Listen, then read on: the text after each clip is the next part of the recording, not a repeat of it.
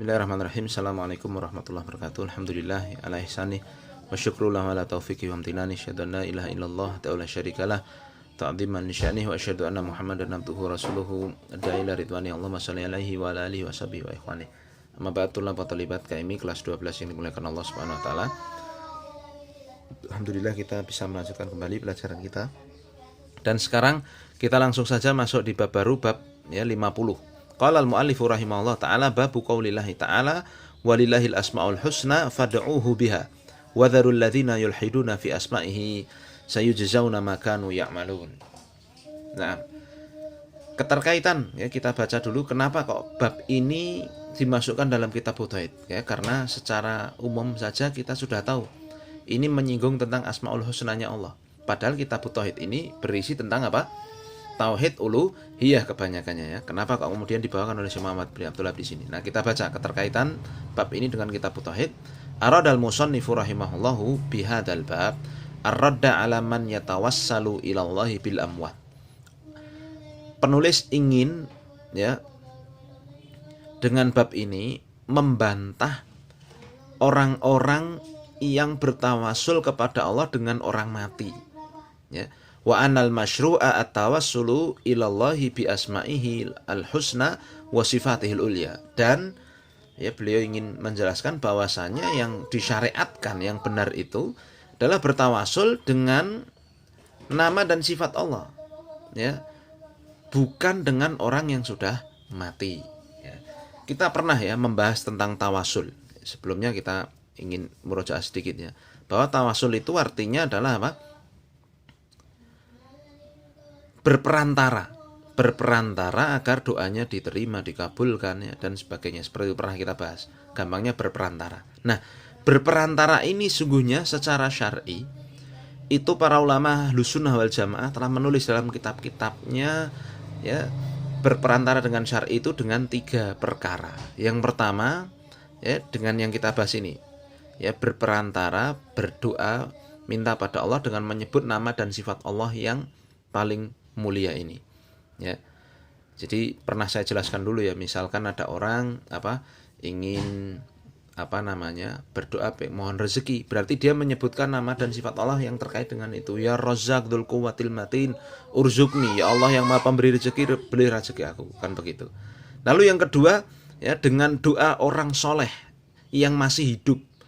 Doa orang lain, orang soleh yang masih hidup dan mampu untuk mendoakannya. Seperti kisahnya Umar bin Khattab ketika musim paceklik, beliau mengajak pamannya Nabi Al-Abbas untuk berdoa supaya turun hujan, maka Allah kabulkan turun hujan langsung itu. Nah, dan kita juga demikian, kalau misalkan ada ustadz yang dikenal baik, ibadahnya kuat dan sebagainya, kita minta, ya ustadz doakan aku demikian. Paham ini ya. Lalu yang ketiga adalah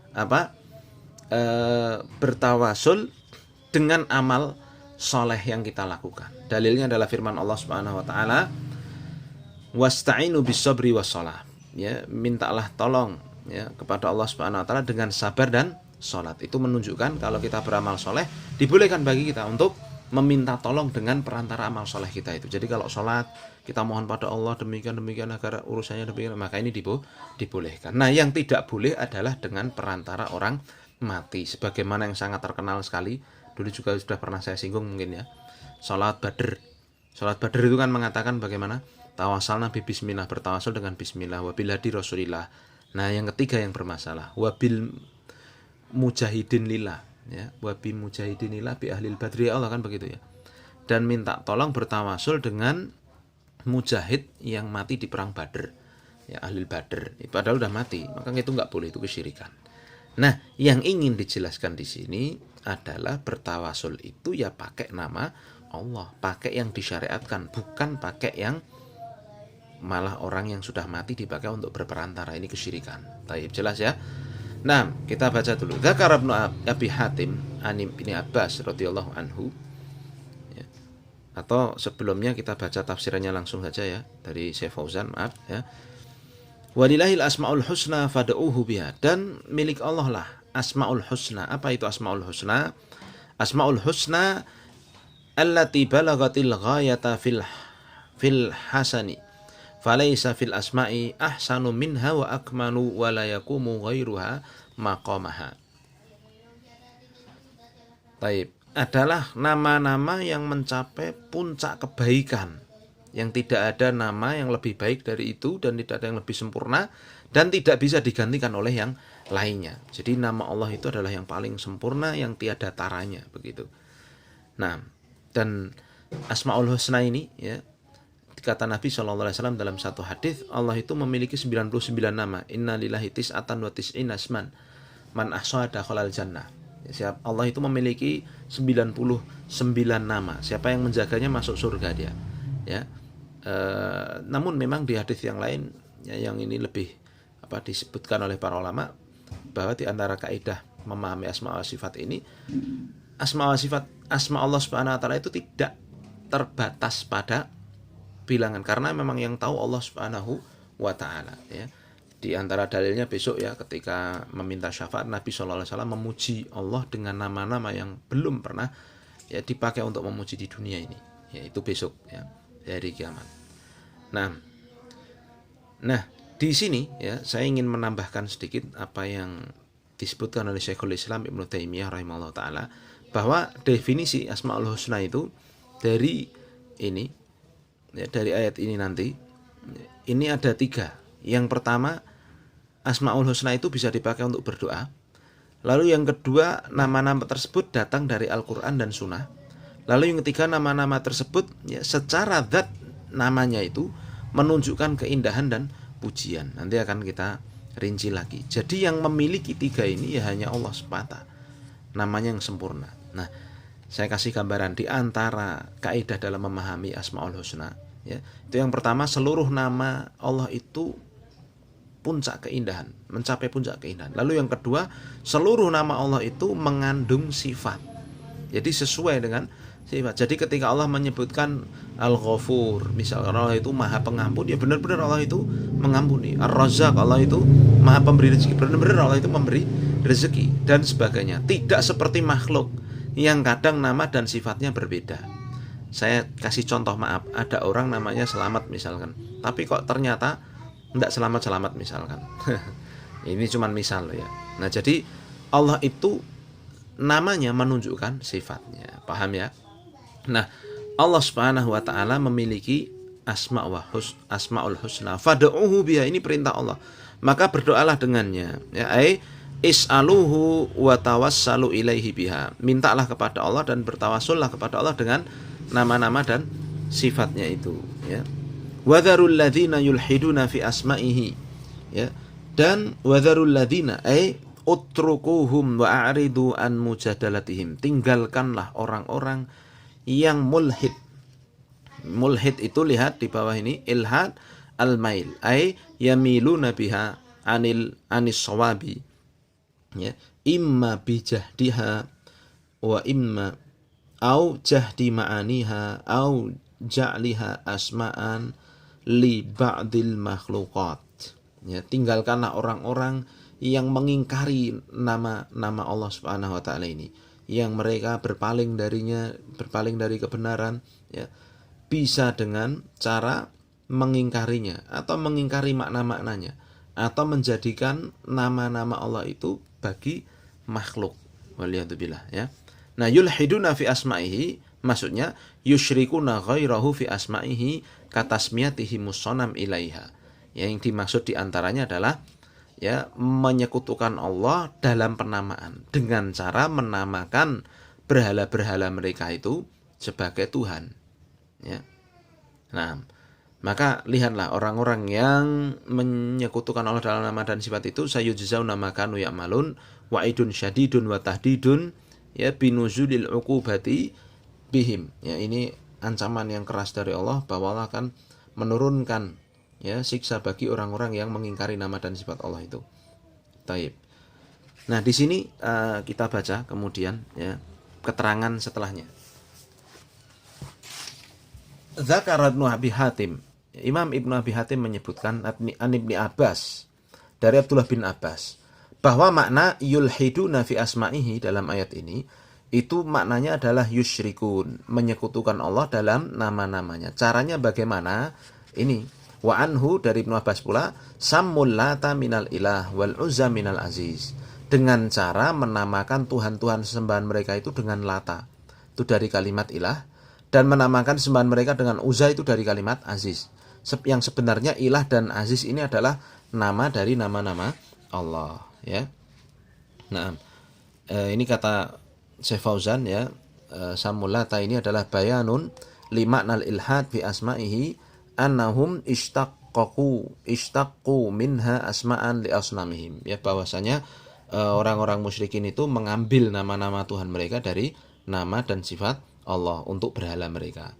Nah, dan ini di sini ya diancam oleh Allah ya, yadkhuluna kemudian yang kedua berkata A'mash ya, yudkhiluna fiha ma laisa minha.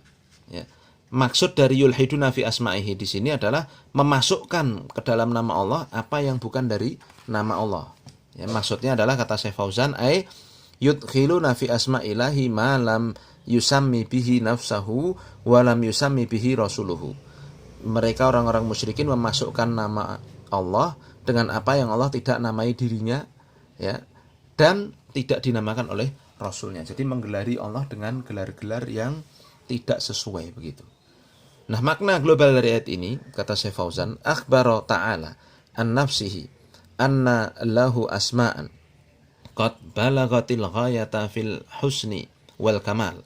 Allah mengabarkan tentang dirinya sendiri bahwa Allah itu memiliki nama yang di puncak kebaikan ya, dan kesempurnaan. Nama Allah yang disandang oleh Allah itu adalah nama yang terbaik, puncak kebaikan, ya, kesempurnaan. Wa amara ibadahu an yas'aluhu, dan Allah di ayat ini memerintahkan untuk meminta kepada Allah, wa yatawassalu ilaihi biha, dan bertawasul kepada Allah dengan menyebut nama dan sifat Allah itu. Wa an yatrukul ladzina yamiluna bihadzal asma'il jalilati ila ghairil wajhihatis salimati, dan Allah memerintahkan di ayat ini untuk meninggalkan orang-orang yang menolak nama-nama Allah yang mulia ini, ya.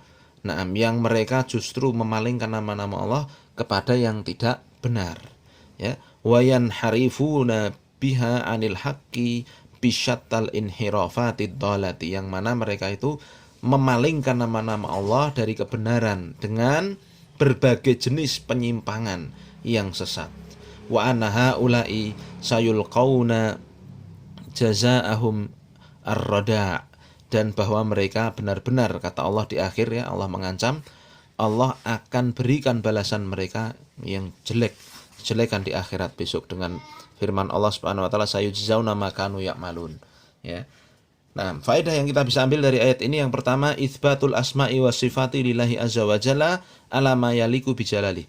Penetapan akan nama dan sifat Allah yang sesuai dengan keagungan Allah Subhanahu wa taala. Yang kedua, anna asma Allahi husna. Seluruh nama Allah itu adalah yang terbaik, ya.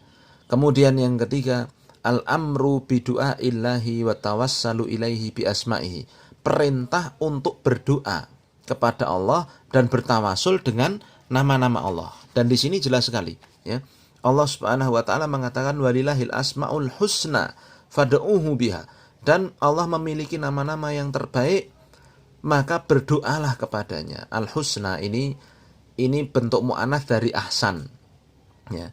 Dan di sini alif lamnya ya, ini adalah disebut dengan alif lam al-ahd, ya, al-ahad, ya, yang memang maknanya itu sudah disebutkan, sudah diketahui, ya, sudah ma'ruf di dalam Al-Qur'an begitu. Jadi alif lamnya ini menunjukkan kalau al-husna itu sudah diketahui sebelum-sebelumnya. Ya, Allah telah menerangkan banyak sekali tentang nama dan sifat Allah dalam Al-Qur'an. Nah, itu nama dan sifat Allah yang semuanya baik ini pakailah untuk berdoa begitu. Jadi ini perintah yang sangat jelas dari Allah Subhanahu wa taala untuk, ya, kita itu berdoa dan bertawasul kepada Allah dengan menyebut namanya, ya, yang sesuai. Taib, ya. Jadi kalau maksudnya yang sesuai itu, kalau mau minta rezeki ya disebut Ar-Razzaq, kalau mau minta kesehatan ya anta syafi la syifaa illa syifauk misalkan, ya, engkau lah yang maha pemberi kesembuhan, ya. Jangan minta rezeki kok doanya ya Allah yang maha penyembuh, kan enggak cocok. Jadi yang pas begitu. Taib, ya. Yang keempat, tahrimul ilhadi fi asma'illahi, ya, binafiha au ta'wiliha au itlaqiha ala ba'dil makhluqat, ya. Larangan untuk ilhad, untuk menolak, untuk mengingkari nama Allah Subhanahu wa taala dengan cara menafikannya atau mentakwilkannya atau memutlakkan, memakaikannya, ya, sebagai nama-nama makhluk. Itu tidak boleh, itu dilarang dan diancam keras di ayat ini. Ya, kelima, al-amru bil i'radi anil jahilina wal mulhidina wa isqatihim minal i'tibar. Ya, perintah untuk berpaling dari orang-orang bodoh dan orang-orang yang mengingkari nama dan sifat Allah ini, dan tidak perlu untuk menggagas mereka, ya. Jadi orang-orang yang sesat itu nggak perlu dianggap begitu. Yang keenam, yang terakhir, al-wa'idus syadidu liman al-hada fi asma'illahi wa sifatih. Ayat ini mengandung apa? Ancaman yang keras bagi siapa yang mengingkari nama Allah dan sifatnya. Di akhir, ya, Allah menyebutkan sayujzauna ma kanu ya'malun. Ya, sungguh mereka akan dibalas dengan apa yang mereka lakukan. Jadi ini kan perintah, doalah dengan nama Allah yang mulia itu, tinggalkan orang yang mengingkari nama-nama Allah itu, ya. Terus Allah di akhir mengancam, ya. Kalau bahasa Jawa mungkin, ya, gampangannya ya titenono, yang mengingkari ini titenono, benar-benar mereka akan dibalas dengan apa yang mereka amalkan di dunia, yaitu mengingkari nama dan sifat Allah, benar-benar akan dibalas dengan keras di hari akhir kelak. Nah, ini yang bisa kita bahas pada kesempatan ini. Semoga dipahami dan tugasnya dihafalkan, ya. Didengar dan dihafalkan. Wis angel-angel gawe rekaman, entek okeh ngerekame, ya. Apa namanya? Nguploadnya juga mahal-mahal, ya. Kok tinggal denger aja nggak mau, ini kebangetan. Ya, tolong, ya, saling menjaga, ya. Kok kalau saya lihat sehari hanya berapa yang lihat atau ini, ya, nanti insya Allah kalau memang pada begitu, pada nggak lihat, insya Allah saya akan tingkatkan caranya lagi. Bisa jadi dengan Zoom atau bisa jadi dengan apa, tugas yang lebih banyak, biar kuapok ngono, ya, biar latihan menghargai orang, ya. Nah, demikian, ya, karena suatu saat antum, kalau antum jadi orang yang menghargai orang, akan dihargai, ya. Tapi kalau antum nggak mau menghargai orang, ya titanono dewi, kan begitu. Baik, subhanakallahumma bihamdika asyhadu an la ilaha illa anta astaghfiruka wa atubu ilaik. Assalamualaikum warahmatullahi wabarakatuh.